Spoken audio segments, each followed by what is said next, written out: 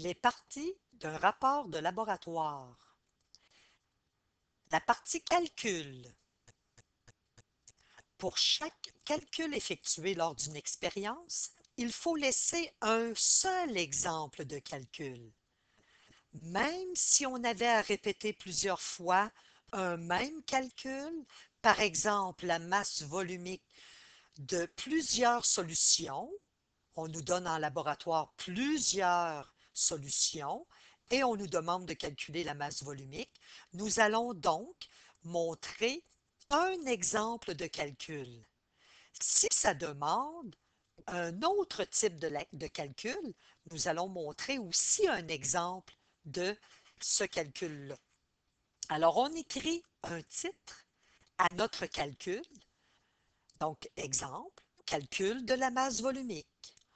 On pose les variables, donc nous faisons la pose du problème. On accompagne toujours les variables avec les unités. On écrit la formule. Nous allons substituer, ça veut dire mettre les variables, les valeurs des variables, ainsi que les unités dans la formule. Donc, on substitue les valeurs dans la formule avec les unités.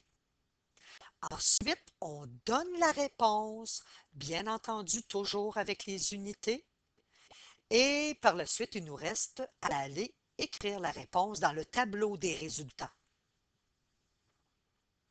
Voyons un exemple. J'ai un titre ici, le calcul de la masse volumique de la solution inconnue. J'ai la pose du problème, les variables de chacune des mesures, accompagnées de l'unité. Nous avons l'inconnu, la masse volumique. Par la suite, nous avons la formule. Nous pouvons isoler tout de suite la variable. Elle est déjà isolée ici, c'est la masse volumique. Nous substituons les valeurs, c'est très important, avec les unités. Et par la suite, nous donnons la réponse accompagnée des unités. C'est terminé pour la partie calcul. Les calculs se retrouvent sous le tableau de résultats ou après le tableau de résultats. Si vous avez des questions, vous pouvez les poser sur le Facebook de Patiosciences. Vous pouvez aller sur le site internet patiosciences.com.